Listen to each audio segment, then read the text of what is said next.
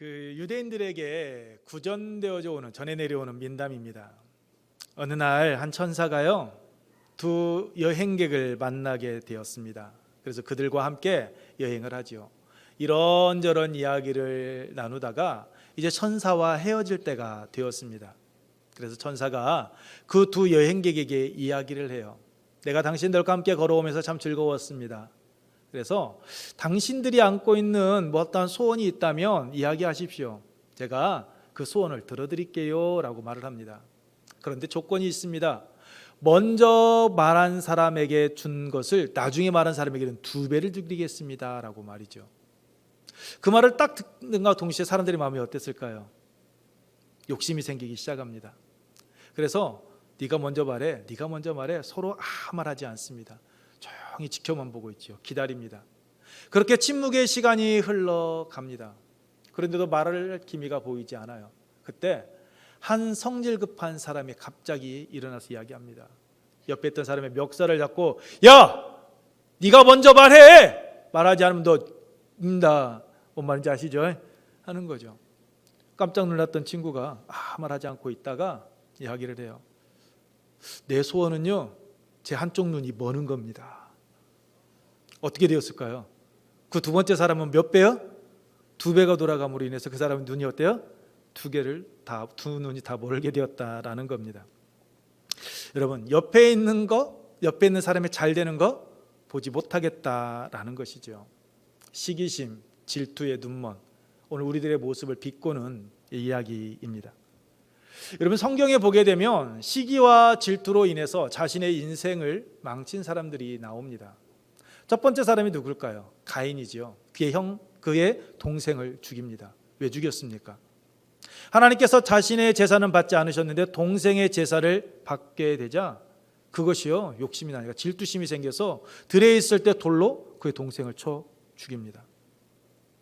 여자들의 시기와 질투도 나와요. 그 대표적인 사람이 누굴까요? 야곱의 아내 라헬과 레아. 시기심이 너무 커가지고요 어떻게 해요? 자신들의 여종을요 자신들의 그 남편 야곱에게 어때요? 비라와 실바를 첩으로 주지요. 또 나와요. 권력에 대한 욕심. 아론과 미리암. 그들이 모세를 비방합니다. 그 결과 미리암은 나병에 걸리고 맙니다. 왜 비방했습니까? 모세가 구수 여인을 취하였기 때문입니까? 아니요. 민수기 12장 2절에 그들이 이르되 여호와께서 모세와만 말씀하셨느냐 우리와도 말씀하지 아니하셨느냐라고 이야기하고 있습니다. 즉 모세에게 권력이 집중되어지는 것, 이스라엘 백성들이 계속 모세만 바라보고 모세만 의지하자 그것이 욕심이 생겼습니다. 그 시기심, 그 질투에 의해서요 원망했던 것이죠. 그로 인하여 눈이 나병에 걸리고 말았습니다. 유대 종교 지도자들도 예수님을 질투해서요 십자가에 못 박아 죽였습니다. 이처럼 시기 질투는 아픔과 상처를 주고 받습니다. 그래서 사도 바울은 갈라디아서 5장 19절 이하에서요 갈라디아 교회 성도들에게 이렇게 권면합니다. 시기하고 분내고 투기하지 말라라고. 시기하고 분내고 투기하게 되면 하나님의 나라를 유업으로 받지 못하게 됩니다 라고 이야기를 했습니다. 오늘 본문 말씀은 시기와 질투에 대해서 이야기하고 있습니다. 9절 말씀을 한번 보시기 바랍니다. 9절입니다. 그날 후로 사울이 다윗을 주목하였더라 라고 말씀합니다. 여기서 그날 후라라고 이야기하고 있는데 여러분 그날이 언제입니까? 사울왕이 블레셋과의 전쟁에서요 승리하고 개선장군으로 돌아오는 때였습니다. 7절 말씀과 같이 여인들이 뛰놀며 사울이 죽인 자는 천천히요 다윗은 만만히로다 라고 그 승전가를 들으며 돌아오던 때였습니다. 기쁜 날이었습니다. 좋은 날이었습니다. 전쟁의 피로가 다 가시는 회복되어지는 그러한 승리의 날이었습니다. 그런데 그 좋은 날 기쁜 날 그 승리의 날이요 사울 왕에게는요 마음에 상처를 남기는 날이 되었습니다. 그는 본문 말씀처럼 다윗을 주목하여 보았습니다. 여기서 주목하였다라는 말은 여러분 히브리어 오엔이라는 단어인데요 하나하나를요 세심하게 관찰했다라는 겁니다. 불타오르는 눈길로요 쳐다보았다라는 것입니다. 본문에서 이 불타는 눈길로 쏘아 보았다라는 것. 이것은 여러분 질투를 의미합니다. 표준 세번역 성경에서는요, 구절을 이렇게 번역했습니다. 그날부터 사울은 다윗을 시기하고 의심하기 시작하였다. 그날 이후부터, 승전가를 들으며 돌아오던 그날부터 다윗을 그렇게 좋은 눈으로 보지 않았다라는 거죠. 다윗의 일거수일투족을요 세심하게 관찰했다라는 겁니다. 혹시 엉뚱한 생각하고 있지 않을까? 다윗이 가지고 있는 그를 책을 잡기 위해서요, 문제점을 찾아나기 위해서요, 혈안이 되어서 쳐다보았다라는 겁니다. 다윗을 믿지 못했습니다. 여러분, 사울 왕에게 있어서 다윗이 질투의 대상이 될 만한 사람입니까? 아닙니다. 사울은요, 이스라엘의 왕이었습니다. 그 누구도 감히 넘볼 수 없는 최고의 권력자였습니다. 하나님의 사람 선지자가요, 두려움에 떨던 자, 그가 바로 사울 왕이었습니다. 그에 비하면 다윗은 어떻습니까? 별 볼 일 없는 집안의 양치기 목동이었습니다. 아버지 이새도요, 다윗이 별 볼 일 없는 아이라 생각했던지 사무엘이 찾아왔을 때, 그의 아들들을 다 부르라고 하였을 때 다윗은요, 들에서 양을 치게 했습니다. 식사 자리에 함께 데려오지 않습니다. 사무엘이 말하죠. 이들밖에 없느냐라고. 그때 사무엘이 말합니다. 아니, 막내가 있는데 걔는 들에서 지금 양을 치고 있습니다 라고 말을 합니다. 그도 데려오라라고 하니까 어쩔 수 없이 데려왔던 아들, 그가 바로 여러분 다윗이었습니다. 역으로 생각할 수도 있죠. 그 다윗의 용모가 너무나 빼어났기 때문에 눈이 붉고 아름다웠다라고 성경이 말씀하고 있는 것처럼 너무나도 귀한 아들이니까 혹시나 이 아들에게 어떤 문제가 생기지 않을까라는 마음 때문에 그냥 조용히 사람들과 떨어져 있게 했을 수도 있습니다. 너무나도 귀한 아들, 소중한 아들이니까요. 설령 그렇다 할지라도요, 여러분, 사무엘에 의해서요 기름 부음 받기 전까지 다윗은 사람들의 관심의 대상이 될 수 없었던 아이였습니다. 골리앗과의 싸움에서도 처음부터 골리앗과 싸우기 위하여 나아갔습니까? 그렇지 않았습니다. 사무엘상 17장 17절 말씀을 보게 되면요, 아버지 이새의 명을 받고 형들이 전쟁터에서 안전하게 잘 있는지 그 형들의 신변을 알아보기 위해서 전쟁터에 나아갔던 자였습니다. 그런데 그때 골리앗이요, 하나님과 이스라엘 백성들을 모욕하는 소리를 듣습니다. 그게 흥분해서요, 즉흥적으로 내가 나가서 싸우겠습니다라고 한 게 누구냐면 바로 다윗이었습니다. 그래서 갑옷도 있지 않았습니다. 창도 없습니다. 장수가 나와서 싸워야 될 칼조차 가지고 있지 않습니다. 뭘 가지고 나갑니까? 양칠 때 쓰던 막대기, 그리고 그 뒤에서 있었던 돌 5개를 들고 골리앗 앞에 나아갔습니다. 그렇게 나아가서 골리앗과 싸워 승리했습니다. 그러면 한 나라의 왕 아닙니까? 최고의 권력자였다면 어떻게 해야 됩니까? 야, 하나님께서 우리 민족을 위해서 이러한 용맹한 장수를 주셨구나. 야, 이 다윗을 잘 키워야 되겠다. 이 장수가 커서 정말 이스라엘을 위해서 헌신하도록 만들어야 되겠다라고 그렇게 생각해야 되는 것이 옳은 것 아닙니까? 그런데요, 사울은 천천히요, 다윗은 만만이다라는 이 노랫말 때문에 기분 좋게 돌아왔던 그의 마음이요, 여러분, 우울해집니다. 마음의 상처를 받습니다. 기분이 상하고 말았습니다. 그러다 보니 다윗에 대해서 8절에 그가 더 얻을 것이 나라 말고 무엇이냐라고 말씀하고 있듯이요, 자신의 왕위를 위협하는 그 존재로 생각하게 된 것입니다. 위기에 처한 이스라엘을 구원한 영웅이었습니다. 그런데 나라를 빼앗아갈 도둑놈으로 보게 된 것입니다.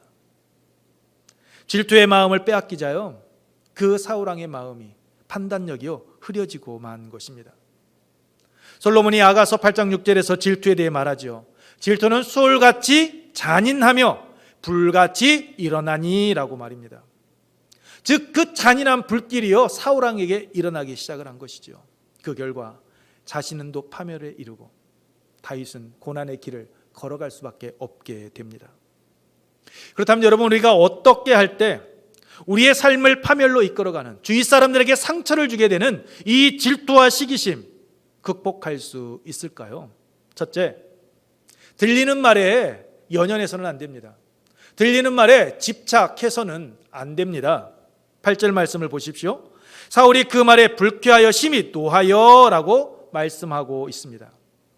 여기서 불쾌했다라는 말은 여러분 부수다라는 뜻입니다. 박살내다라는 거죠. 깨졌다라는 것을 의미합니다. 즉 사울의 마음이요, 사울은 천천히요, 다윗은 만만이다라는 그 말로 인하여서요, 그의 마음이 완전히 산산이 조각나 버렸다라는 것이죠.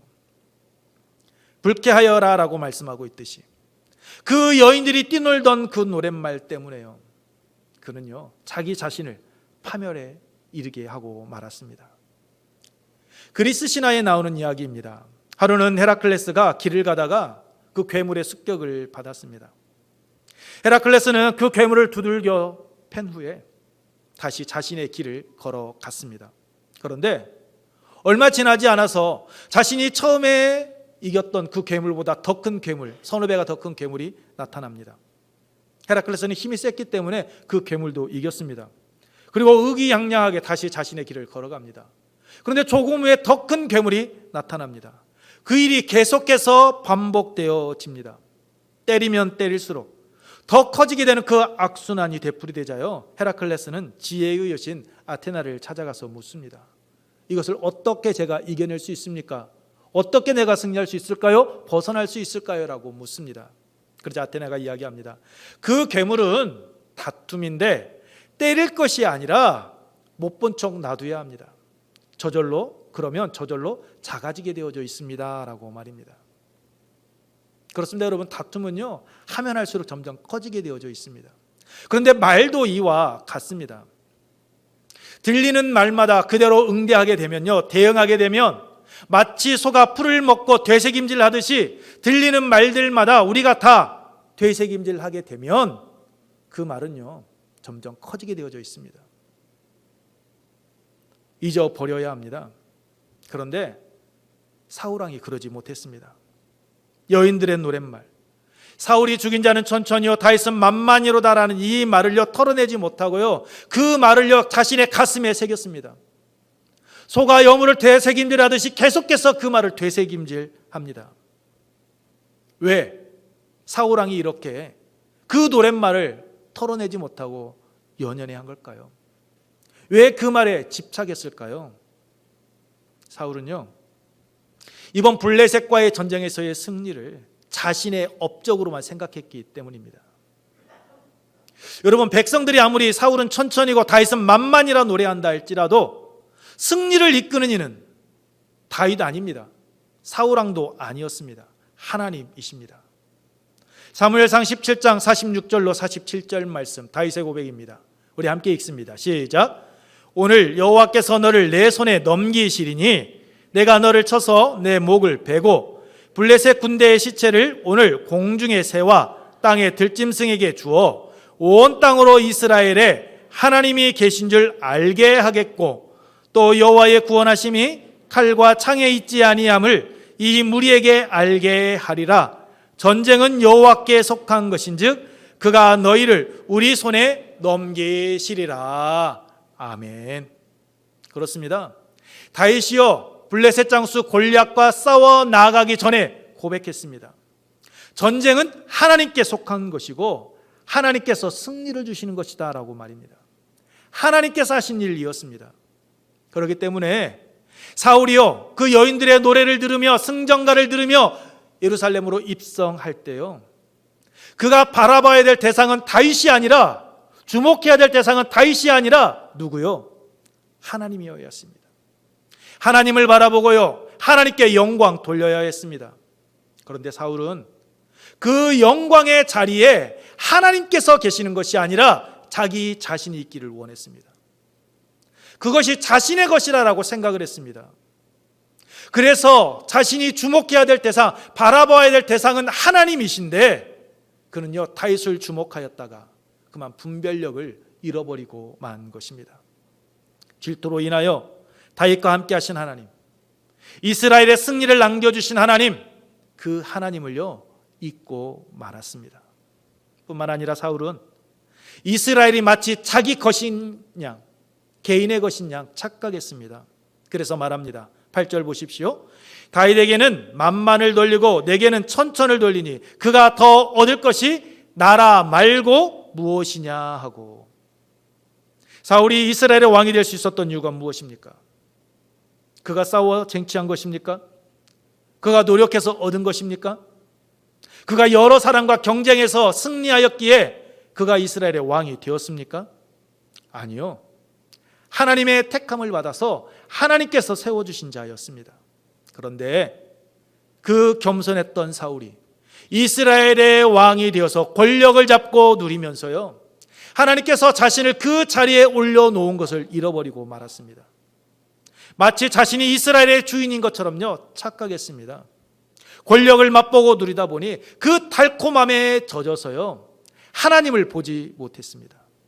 그러다 나라를 구한 영웅 다윗을 자신의 나라를 빼앗아갈 역적으로, 도둑놈으로 보고만 것입니다. 여러분, 우리가 신앙생활을 할 때요 조심할 것이 있습니다. 이 예언교회 누구의 것입니까? 하나님의 것입니다. 우리가 신앙생활 할 때 여러분, 예언교회에 대한 주인의식 가지십시오. 하지만 주인 행세는 결코 하지 마십시오. 예언교회 여러분의 교회 맞습니다. 주인의식은 가지고 하나님께서 부르신 자리에서 여러분에게 주어진 그 믿음의 길 묵묵히 걸어가십시오. 하지만 결코 주인 행세하지 마십시오.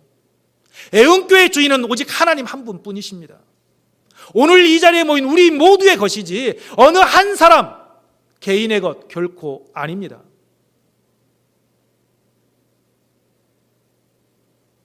여러분, 예언교회를 사랑하는 마음,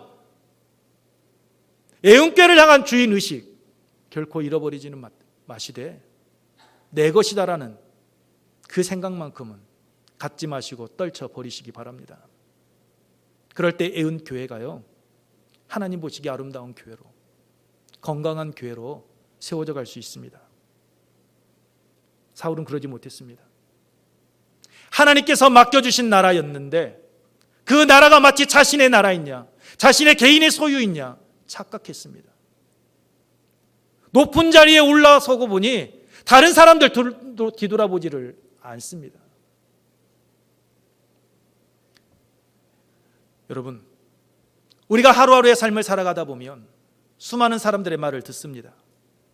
때로는요 좋은 말도 있습니다. 힘이 되는 말도 있습니다. 의욕을 갖게 하는 말들도 있습니다. 하지만 상처가 되는 말들도 있습니다. 이때 좋은 말에 교만하지 아니하고 싫은 말에 흔들려 인생 망치지 않기 위해서는요 우리 귀에 들려오는 말들에 너무 집착해서는 안 됩니다. 연연해서는 안 됩니다. 모든 일이 하나님의 섭리 안에서 이루어짐을 믿고 하나님을 바라보며 하나님의 뜻을 쫓아 나아가야 합니다. 그럴 때 주의 말 때문에 우리가 상처받지 않습니다.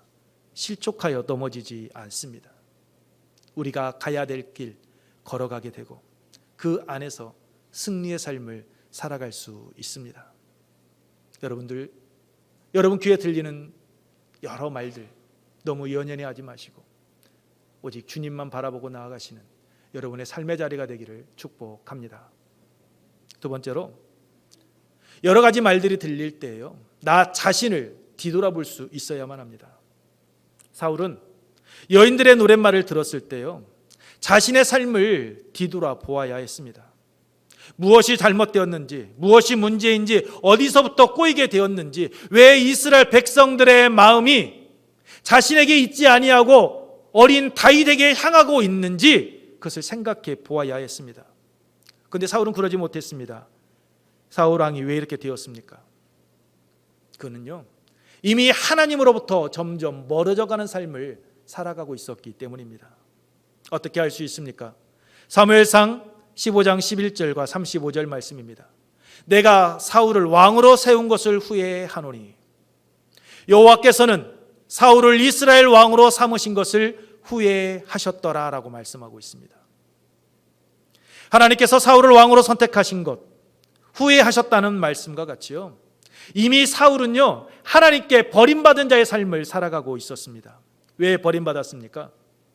사울이 왕이 되어 첫 번째로 치른 블레셋과의 전쟁에서 사무엘이 늦게 오자 스스로 번제를 드립니다.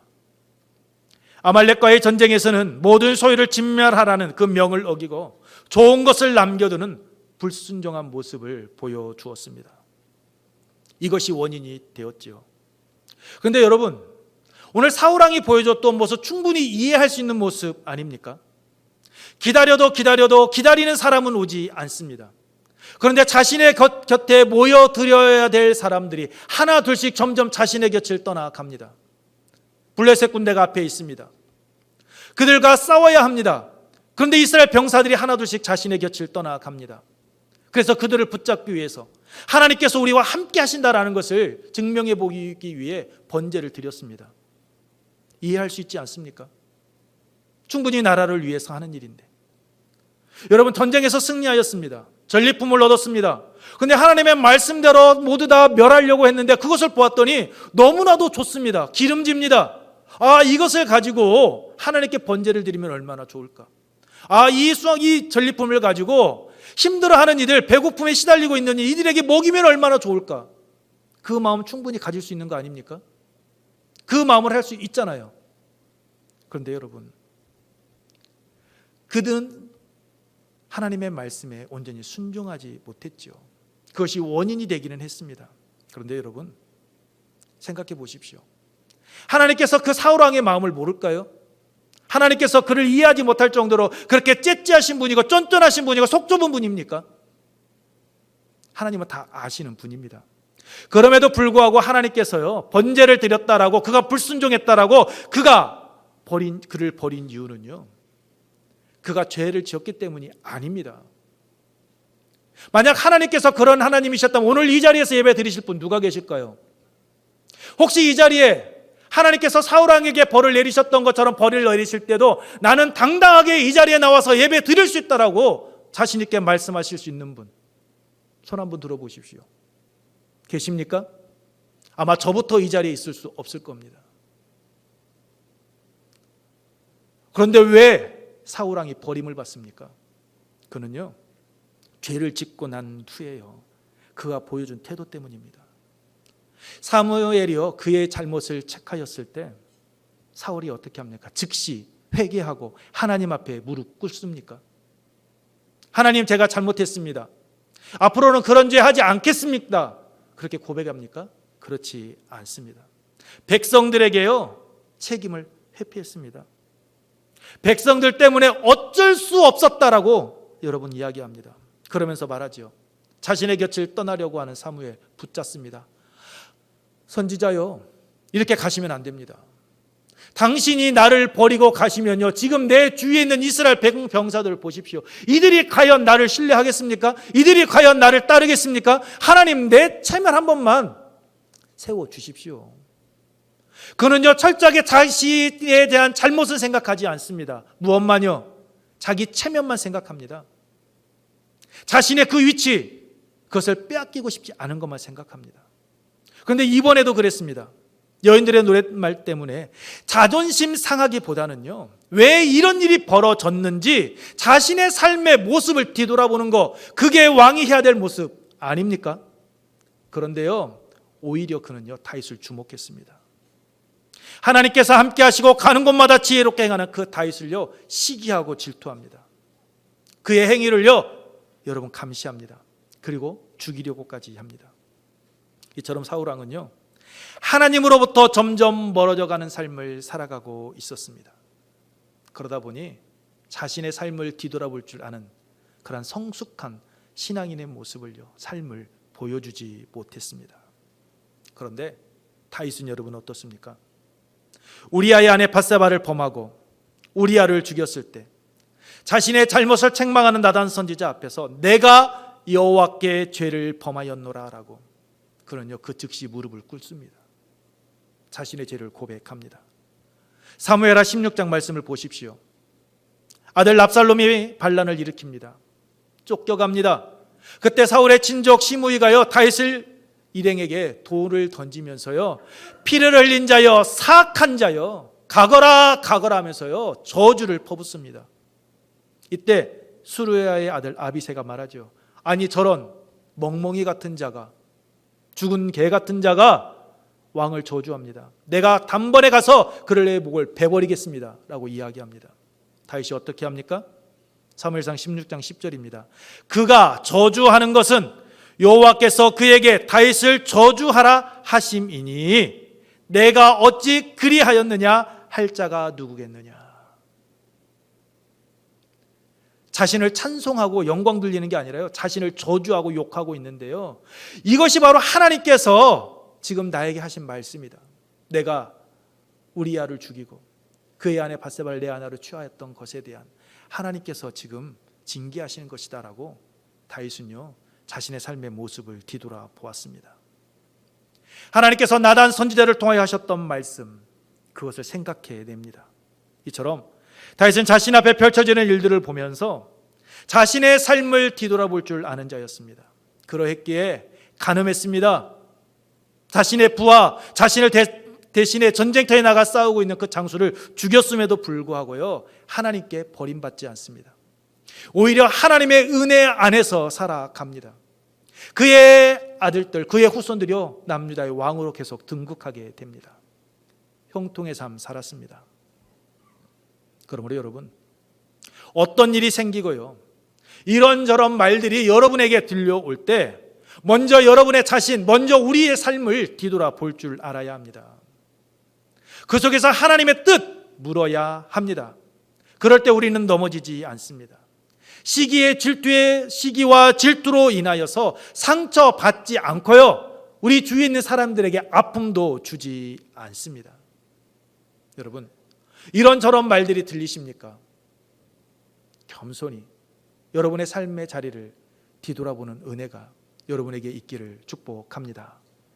세 번째로, 남과 비교해서는 안 됩니다. 한국이 낳은 세계적인 소프라노 하면 누가 여러분 떠오르십니까? 두말할 것 없이 여러분 조수미 씨일 것입니다. 조수미 씨가 노래방이 한창 유행할 때 주위 분들과 함께 노래방에 가서 노래를 불렀다고 합니다. 조수미 씨가 몇 점 나왔을까요? 그 자리에 함께 했었던 이들 가운데요 가장 높은 점수였을까요? 가장 낮은 점수였을까요? 가장 낮은 점수였습니다. 이 가장 낮은 점수를 받은 조수미 씨가 화를 확 내면서 이 기계 고장났다고 빨리 바꾸라고, 나 다시 한번 하겠다고, 왜 이러냐고 이렇게 했을까요? 아니요, 그렇게 하지 않았대요. 자기 점수를 보고요 박장대소하고 웃었다라고 합니다. 함께하는 이들과요 웃었대요. 왜 그랬을까요? 자신의 곁에 있던 사람들이요 아무리 높은 점수를 받았자 할지라도 자신하고의 수준 경쟁할 수 있습니까? 없다라는 것을 알기 때문입니다. 아무리 높은 점수를 받았다 할지라도 자신을 뛰어넘을 수 없다라는 것, 그것을 조수미 씨는 알았습니다. 비교 대상이 되지 않는 것이죠. 그렇기 때문에 기계 점수에 연연해하지 않고요 함께 한 이들과 웃을 수 있었던 것입니다. 여러분, 사울왕도 여인들의 노랫말을 듣고 웃고 넘길 수 있어야 되는 것 아닙니까? 한 나라의 왕으로서, 힘을 가진 자로서요 충분히 대범하게 그냥 넘길 수 있지 않을까요? 그래, 하나님께서 우리 이스라엘에 영웅을 주셨다. 아마 이 다윗은 나보다도 더 큰 일을 할 수 있는 자다. 이가 어떻게 하게 되면 하나님께 귀하게 쓰임받는 일꾼이 될 수 있을까? 우리가 도울 수 있지? 그 부분을 생각하는 것, 그것이 왕이 갖추어야 될 모습 아니었을까요? 그런데 사울은 그렇지 못했습니다. 자신을요 다윗과 비교했습니다. 신장도 사무엘상 10장 23절 말씀을 보게 되면 다른 사람들보다 어깨 이만큼 컸다라고 말씀하고 있습니다. 모든 백성 중에 사울과 짝할 리가 없다라고 말씀하고 있습니다. 사울왕은요 전쟁에 나가서도 패한 적이 없는 전쟁 영웅이었습니다. 사무엘상 14장 47절로 48절 말씀 우리 함께 읽습니다. 시작. 사울이 이스라엘 왕위에 오른 후에 사방에 있는 모든 대적 곧 모압과 암몬 자손과 에돔과 소바의 왕들과 블레셋 사람들을 쳤는데 향하는 곳마다 이겼고 용감하게 아말렉 사람들을 치고 이스라엘을 그 약탈하는 자들 손에서 건졌더라. 향하는 곳마다 이겼다라고 말씀하고 있습니다. 가는 곳마다 승리했던 자, 그가 사울 왕이었습니다. 그렇게 승승장구하던 사울 왕, 그 왕과 한번 어쩌다가요 전쟁에서 승리한 그 골리앗을 이겨낸 다윗과 비교가 되겠습니까? 비교 불가 아닙니까? 그런데 그 노랫말 때문에요 질투의 늪에 빠져서 허우적거리다 파멸의 길을 가고 만 것입니다. 영국의 경제학자 찰스 핸디는요 그의 책 홀로 천천히 자유롭게라는 책에서요 각 분야에서 성공한 사람 29명을요 분석을 했습니다. 그리고 그 책에서 결론을 이렇게 내렸습니다. 중요한 것은 1등이 아니라 하고자 하는 일을 하는 일이다. 좋아하는 일을 하는 일이다. 남들을 따라하지 말라. 남과 비교하지 말라. 자신을 믿고 홀로 천천히 자유롭게 아무도 가지 않은 자기만의 길을 가라. 여러분, 남과 비교하지 않고 남을 따라하지 않고 자신의 길을 걸어가는 자, 그가 승리한다라고 이야기합니다. 성공한다라고. 요한복음 21장 18절 이하의 말씀을 보게 되면요 부활하신 예수님께서 제자 베드로에게 하신 말씀이 있습니다. 베드로가 앞으로 십자가에 달려 죽게 될 것이다라고 복음을 전하다가 그렇게 말씀하시죠. 그때 베드로가 예수님께 물어요. 주님, 그러면 주님께서 사랑하시는 자, 지금 주님 품 안에 안겨있는 이 제자는 어떻게 되겠습니까? 라고, 즉 요한은 어떻게 되겠습니까? 라고 묻습니다. 이때 예수님께서 무엇라 말씀하십니까? 요한복음 21장 22절 말씀 우리 함께 읽습니다. 시작. 예수께서 이르시되 내가 올 때까지 그를 머물게 하고자 할지라도 내게 무슨 상관이냐? 너는 나를 따르라 하시더라. 아멘. 요한이 어찌 되었든 너한 상관없다. 너는 단지 너에게 주어진 일, 내가 가야 될 그 길만 걸어가면 돼. 요한 신경 쓰지 말라라고 이야기합니다. 그렇습니다. 주님의 말씀과 같이요, 주님께서 주신 사명의 길 걸어가는 것, 그것이 우리들이 보여줘야 될 신앙인의 길입니다. 하나님께 택함받은 자의 삶의 모습이지요. 그런데 사울왕은 그러지 못했습니다. 하나님께서 자신을 왕으로 세워주셨으며 그 왕의 신분에 맞게 그 직분에 최선을 다하면 되었습니다. 그 사명의 길만 걸어가면 되었습니다. 그 다음 일은 하나님께 맡기면 되었죠. 그런데 사울왕은 그렇지 못했습니다. 다윗과 비교합니다. 하나님께서 말씀하신 그 길에서 벗어나고 맙니다. 여러분, 신앙생활을 하실 때요, 하나님께서 주신 달란트만큼 여러분 헌신하십시오. 하나님께서 여러분에게 주신 믿음의 분량만큼 헌신하며 나아가십시오. 이분은 이렇게 하네, 이분은 이렇게 하고 있네, 이분은 이렇게 하네. 남과 비교하지 마십시오. 못하는 사람 때문에 우월의식 갖지 마시고요, 여러분보다 더 잘하는 분들 때문에 열등감 갖지 마시고, 하나님께서 여러분에게 부르신 그 자리에서 하나님께서 여러분에게 맡겨주신 그 달란트만큼 여러분의 길만을 걸어가시면 됩니다. 그 길이 평안의 길이고요, 그 길이 여러분 승리의 길입니다. 너무나도 자주 주위 사람들과 비교하니까, 남들을 바라보다 보니까 신앙생활에 그 즐거움을 누려야 될 때가 좌절하고 낙심하게 되는 것입니다.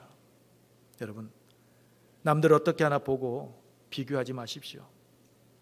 하나님의 부르심에 아멘 한으로 응답하시고 하나님께서 주신 달란트대로요, 믿음의 분량대로 믿음의 길 걸어가시기 바랍니다. 하나님께서 그러면 여러분의 삶의 자리 책임져 주십니다. 그 길이 가장 복된 길이 될 수 있도록 은혜 위에 은혜를 여러분에게 더하여 주실 줄로 믿습니다. 여러분, 우리는 매일매일의 삶 속에서 수많은 말을 듣습니다.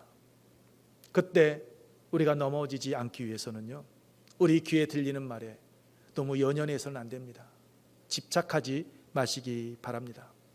또한 어떤 말이 들릴 때 남 탓하지 마십시오.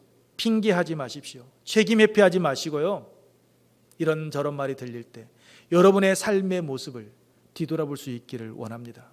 그리고 남과 비교하지 마시고 하나님께서 주신 믿음의 분량대로, 달란트대로 여러분에게 주어진 사명 감당하고 나아가시기 바랍니다. 그래서 여러분의 삶의 자리가 언제나 주님의 은총 속에서 기쁨이 있고 감사가 넘치는 행복한 삶 살아가시기를 축복합니다. 기도하겠습니다.